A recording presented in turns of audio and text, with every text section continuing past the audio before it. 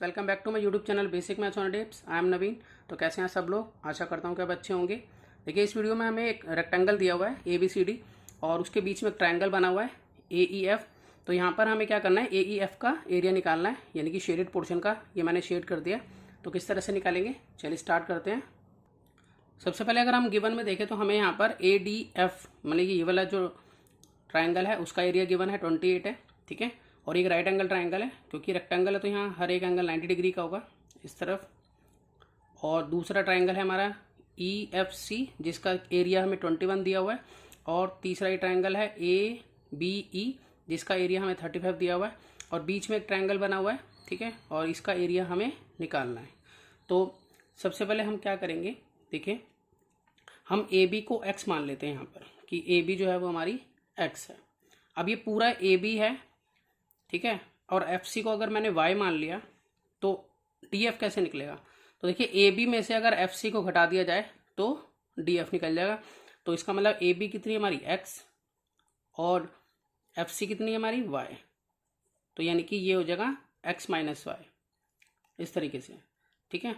अब देखिए यहाँ पर AD और BC के बारे में मुझे कुछ भी नहीं मालूम है, तो इसका क्या करें?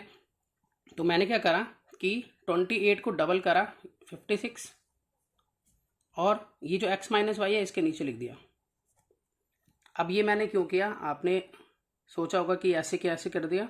तो देखिए, जो एरिया ऑफ ट्रायंगल ADF की बात करें, अगर एरिया ऑफ ट्रायंगल ADF जो है वो एक राइट एंगल ट्रायंगल है। और राइट एंगल ट्रायंगल का जो फॉर्मूला होता है एरिया का, वो होता है 1/2 इंटू बेस इंटू हाइट, ठीक है। अब ये तो हमें गिवन है कि ये 28 है, ठीक है, और 1/2 हम इसका बेस देखें तो ये है हमारा x माइनस वाई। और अगर हम इसकी हाइट देखें तो वो मैंने ये लिया 56 x माइनस वाई। ऐसा लेने से क्या हुआ कि यहाँ पर x माइनस वाई कैंसिल हो गया। और अगर 56 को अगर मैं हाफ कर देता हूँ तो मेरा आ जाता है यहाँ पे 28। तो यहाँ पर देखिए यहाँ भी 28 है। तो इट मीन्स ये स्टेटमेंट जो है वो क्या होती है, ट्रू होती है। इसका मतलब मैं इस हाइट को 56 अपॉन में x माइनस वाई ले सकता हूँ, ठीक है, क्योंकि ऐसा करने से जब मैं फॉर्मूला अप्लाई कर रहा हूँ तो मेरे पास एरिया जो है वही आ रहा है जो कि यहाँ पर गिवन है, ठीक है। उसी तरीके से अगर मैं इस वाले ट्रायंगल की बात करूँ तो आप यहाँ पर जो BE है आप उसको कह सकते हो 35 का डबल कर दीजिए, क्या हो गया 70। और इसका जो ये है ये x यहाँ लिख दीजिए। तो 70 अपॉन में x हम कह सकते हैं वो BE के इक्वल होगा यहाँ पर, ठीक है। चलिए इसको भी प्रूव करके देख लेते हैं। अगर हम इसको प्रूव करें तो हम ये कह सकते हैं कि एरिया ऑफ ट्रायंगल ABE, ये ABE ट्रायंगल है, देखिए ABE ये होगा 1/2 बेस इंटू हाइट के इक्वल। तो यहाँ पर 1/2 बेस x हो गया, हाइट इसमें 70 अपॉन x। तो यहाँ पर x से x कैंसिल हो गया और ये 35 के इक्वल दे रखा हमें। तो अगर हम 70 का हाफ करें तो यहाँ भी आ जाता है 35। तो इसका मतलब ये स्टेटमेंट भी ट्रू है। तो हम यहाँ पर इसको 70 अपॉन में x ले सकते हैं, ठीक है। सेम उसी तरीके से यहाँ पर देखें तो अब है ट्रायंगल EFC में इसका एरिया जो है वो 21 दे रखा है। तो हम इसको इस तरह से ले सकते हैं कि ये भी होगा हमारा 21 का डबल क्या हो जाएगा 42 अपॉन में y। हम इसको इस तरह से ले सकते हैं, ठीक है। अब हमारे पास इस तरह से जो है EC की लेंथ, BE की लेंथ और AD की लेंथ ये भी आ गई है, साथ में DF, FC और AB। लेकिन अभी ये x की टर्म में या y की टर्म में है, तो हमें इसको सॉल्व आउट करना है। मैं आपको EC की लेंथ जो है वो भी प्रूव करके दिखाता हूँ। यहाँ पर देखिए, अगर हम लिखें यहाँ पर एरिया ऑफ ट्रायंगल ECF, ये 1/2 बेस इंटू हाइट के इक्वल होगा। अब यहाँ पर ये 21 गिवन है हमें, ठीक है, ECF का एरिया। और 1/2 बेस हो गया हमारे यहाँ y जो कि FC है, और हाइट हो गई 42 अपॉन y। तो y से y कैंसिल हो जाएगा। और 42 को जब हम काटेंगे यहाँ से, ये 21 जहाँ पे कटा, तो ये भी ट्रू है, ठीक है। अब देखिए, अगर हम यहाँ देखें कि BC जो है वो किसके इक्वल है, AD के इक्वल है, क्योंकि रेक्टेंगल में अपोजिट साइड्स क्या होती हैं, इक्वल होती हैं। तो मैं यहाँ इसको लिख लेता हूँ कि मेरे पास यहाँ जो BC है वो इक्वल है AD के, ठीक है। अब बी सी को देखें तो बी सी 2 पार्ट्स में बटी है, बी ई और ई सी। तो मैं इसको लिख लेता हूँ कि बी ई प्लस ई सी 2 पार्ट्स में बटी हुई है, और ए डी एज ए लिख ली मैंने। अब बी ई कितनी है मेरी 70/x है, तो मैं इसको यहाँ पर लिख लूँगा कि ये मेरा है 70/x। और ई सी कितनी है मेरे पास, यहाँ पर देखिए 42/y है, तो ये लिखूँगा 42/y। ए डी जो है वो मेरे पास कितनी है यहाँ पर 56/x-y, तो इसको मैं लिख लेता हूँ 56/x-y। इस तरह से मेरे पास ये इक्वेशन तैयार हो गई है। अब सबसे पहले हम इस इक्वेशन को थोड़ा रिड्यूस कर लेते हैं, क्योंकि 14 से सारे नंबर जो है डिविजिबल है जो न्यूमरेटर में है।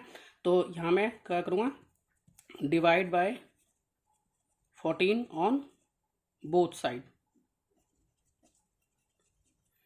तो यहाँ पर 14 से डिवाइड कराऊंगा इसको, तो यहाँ पर चला जाएगा ये 5 जा पे, ये हो जाएगा 5/x, और 14 से यहाँ 42 डिवाइड होगा तो आ जाएगा 3 जा पे, तो 3/y हो जाएगा ये। उसी तरह से यहाँ पर जो है वो हो जाएगा यहाँ पे 14 4 जा 56 होता है, तो 4/x-y। ठीक है, मैंने करा क्या अभी देखिए कि 70/x को मैंने डिवाइड कराया है 14 से। ठीक है, तो 14 से डिवाइड कराने का मतलब क्या होता है 1/14, तो इस 14 से इस तरह से कट गया 5 जा पे। ठीक है, अब देखिए अब हम क्या करेंगे, यहाँ पर हमें इसको सॉल्व करना है, तो हम ये वाला रूल यूज़ करेंगे, P/Q प्लस R/S हो तो क्या करते हैं हम Q इंटू एस, मतलब डिनोमिनेटर्स की मल्टीप्लाई नीचे करेंगे। ठीक है, और Q की हम S से मल्टीप्लाई करेंगे, P की S से मल्टीप्लाई करेंगे, और Q की R से मल्टीप्लाई करेंगे, मतलब क्रॉस मल्टीप्लिकेशन करेंगे इसमें। ठीक है, तो यहीं पर मैं अगर इसकी मल्टीप्लाई करें x इंटू वाई की, तो क्या हो जाएगा यहाँ पर XY। फिर 3 की x से मल्टीप्लाई करें, 5 की x से करें, कुछ भी पहले लिख सकते हैं। जैसे मैंने यहाँ पर लिखा 3 इंटू में x 3x प्लस 5 इंटू में y 5y equal to 4/x-y, ये आ जाता है। अब यहाँ क्रॉस मल्टीप्लिकेशन होगी, तो क्रॉस मल्टीप्लिकेशन होगी तो हम इस तरह से इसको लिख सकते हैं कि इस पूरे की मल्टीप्लाई हमें x-y से करनी है, और 4 की xy से मल्टीप्लाई होगी तो हो जाएगा 4xy। अब आगे अगर हम इसको देखें तो यहाँ पर 3x की x से मल्टीप्लाई करेंगे तो क्या हो जाएगा 3x², फिर 3x की y से मल्टीप्लाई करेंगे तो -3xy। उसी तरह से 5y की x से मल्टीप्लाई होगी तो +5xy, फिर 5y की -y से होगी तो -5y² इजिकल टू 4xy।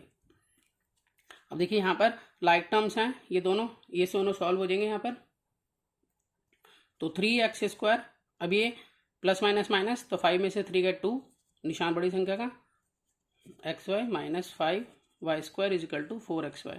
अभी जो 4xy है इधर आ जाएगा, तो यहाँ पे 3x² plus 2xy -4xy -5y² is equal to यहाँ 0 रह गया, अब क्योंकि कुछ नहीं बचा यहाँ।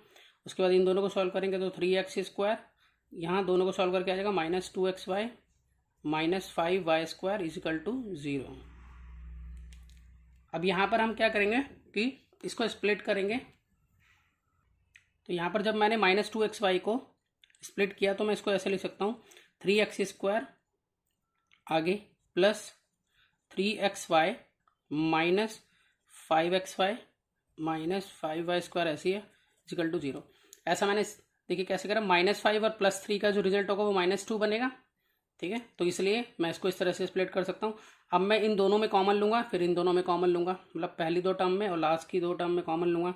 तो अगर इन दोनों में से कॉमन देखें तो मेरे पास आ जाता है 3x, और इधर से बचता है x प्लस, और इधर से y, और यहाँ पर अगर हम देखें तो -5y कॉमन आ जाता है, इधर से बचता है 1x ये प्लस का साइन, और इधर से बचता है y, क्योंकि माइनस से दोनों ही कॉमन आ चुके हैं। यहाँ प्लस बचा और एक y बचा इजिकल टू 0।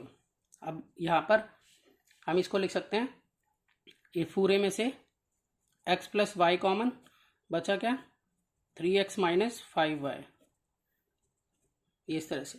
अब यहाँ पर हम ये कह सकते हैं कि x प्लस वाई जो है वो 0 के इक्वल है। ठीक है, तो x की वैल्यू क्या हो जाएगी -5 हो जाएगी। तो माइनस में जो आंसर है हम यहाँ पर इसको रिजेक्ट करेंगे, क्योंकि ये हमारे किसी काम का नहीं है, इसको हमने क्या कर दिया रिजेक्ट कर दिया। दूसरी तरफ अगर हम देखें तो हमारे पास है 3x minus 5y equal to 0, और इसको हम इस तरह से लिख सकते हैं 3x इजिकल टू 5y। उधर जाके ये प्लस का हो गया। अगर मैं y की वैल्यू निकालूं तो ये हो जाती है 3x अपॉन में 5, ये y की वैल्यू आ जाती है यहाँ पर मेरे पास। ठीक है, इसका मैं यूज़ करने वाला हूँ आगे। अब देखिए अगर यहाँ पर हम देखें तो यहाँ 56 अपॉन में x माइनस 5 AD की वैल्यू है यहाँ पर। ठीक है, तो इसी में मैं क्या करूँगा, जो मेरे पास y आया है उसको मैं रिप्लेस कर दूँगा, y को रिप्लेस कर दूँगा। तो इसको मैं इस तरह से लिख सकता हूँ। देखिए मैंने लिख दिया कि y जो है 3x अपॉन में 5 है, उसको मैं इस लेंथ में पुट करूँगा। तो यहाँ पर मैं इस तरह से लिख सकता हूँ कि 56 फिर डिवाइड का साइन, और यहाँ पर x माइनस वाई इस तरह से लिख दिया मैंने। अब यहाँ 56 डिवाइड का साइन, x जो है वो मुझे यहाँ पर अभी मालूम नहीं है, और y को मैं क्या बोलूँगा 3x अपॉन में 5। ठीक है, यहाँ से मैंने इसको पुट कर दिया। अब इसके बाद यहाँ एलसीएम लेके सॉल्व करना पड़ेगा मुझे। 56 डिवाइडेड बाय, ये दोनों का एलसीएम 5, 1 की टेबल में 5 जा पे आएगा, 5 को x से मल्टीप्लाई करेंगे तो 5x, माइनस का साइन 5 की टेबल में 5 1 जा पे आएगा, 1 को ऊपर से मल्टीप्लाई कराएंगे तो यहाँ 3x। तो इस तरह से यहाँ बना 56, और यहाँ डिवाइड का साइन, और इसको लेस करके आ गया 2x अपॉन में 5। अब इसके बाद हम इसको रेसिप्रोकल कर देंगे, जैसे कि जानते हैं 56 इंटू में 5 अपॉन में 2x। अब यहाँ देखिए यहाँ ये कट हो रहा है, इससे ये कट जाएगा, 2 2 जा 4, 2 8 जा 16, तो यहाँ पर बन जाता है हमारा 140 अपॉन में x, इस तरीके से। अब आगे का क्वेश्चन यहाँ साइड में ही कर देता हूँ मैं लाइन खींचकर। देखिए एरिया ऑफ रेक्टेंगल क्या होता है, हम वो लिख लेते हैं पहले। एरिया ऑफ रेक्टेंगल होता है L इंटू बी। ठीक है, अगर हम इसकी लेंथ देखें तो देखिए क्या है हमारी यहाँ लेंथ, यहाँ पर ए बी है, जैसे x है। ठीक है, और ब्रेथ जो है वो 56 अपॉन में x माइनस 5 है, लेंथ ये और ब्रेथ ये, और इसका जो है आंसर मैं निकाल चुका हूँ अभी, वो क्या आया, ये रहा 140 अपॉन में x, और जो लेंथ है वो x है। तो हम यहाँ पर मैं पुट कर लेता हूँ इन दोनों चीज़ों को। तो लेंथ जो है वो मेरा x है, और जो ब्रेथ है वो अब ये कैलकुलेट होकर 140 अपॉन में x। ठीक है, तो इस x से ये x जो है वो कैंसिल हो जाता है। तो इस तरह से जो 140 स्क्वायर यूनिट में इसका आंसर आ जाता है रेक्टेंगल का। ठीक है, लेकिन हमें तो यहाँ आंसर जो है शेडेड पोर्शन का निकालना था। तो अगर हम यहाँ फिगर में देखें तो मुझे पूरे रेक्टेंगल मतलब ABCD का एरिया जो है वो पता चल चुका है। तो इस ABCD के एरिया में से ये तीनों जो ट्रायंगल हैं, जो 28 जिसका एरिया है, 21 है जिसका एरिया, और 35 है, अगर ये तीनों ट्रायंगल को लेस कर दिया जाए तो मेरे पास शेडेड पोर्शन ही बचेगा। ठीक है, तो इसलिए मैं क्या करने वाला हूँ कि मेरे पास एरिया ऑफ रेक्टेंगल तो आ चुका है, तो एरिया ऑफ रेक्टेंगल में से ये तीनों एरिया जो है वो लेस कर दूंगा। तो इसको मैं सपोज करो A1 मान लेता हूँ, इसको A2 मान लेता हूँ, और इसको A3 मान लेता हूँ, मतलब एरिया 1, एरिया 2, एरिया 3 तीनों लेस कर दूंगा मैं इसमें से। तो एरिया ऑफ शेडेड पोर्शन निकालने के लिए मैं लिख लूँगा एरिया ऑफ शेडेड पोर्शन निकालने के लिए क्या करना है, एरिया ऑफ रेक्टेंगल, ये शॉर्ट में लिख रहा हूँ, minus A1 plus A2 plus A3। तो यहाँ पर हम एरिया ऑफ रेक्टेंगल जो है वो हमारा 140 आया, इसमें से हमें लेस करना है। यहाँ से देख लेते हैं 28, 21, 35, 28 प्लस 21 प्लस 35, तो यहाँ पर आ जाता है 140 माइनस, अगर हम तीनों को प्लस करें तो आ जाता है 84, और 84 इसमें से लेस करके आ जाता है 56। ठीक है, स्क्वायर यूनिट। तो इस तरह से हम कह सकते हैं कि जो शेडेड पोर्शन है उसका एरिया क्या कहलाएगा, वो 56 रहेगा। तो इस वीडियो में इतना ही। अगर आपको वीडियो अच्छी लगी हो तो इसे लाइक, शेयर और सब्सक्राइब कीजिए। तो मिलते हैं नेक्स्ट वीडियो में और नए क्वेश्चंस लेकर, तब तक के लिए गुड बाय।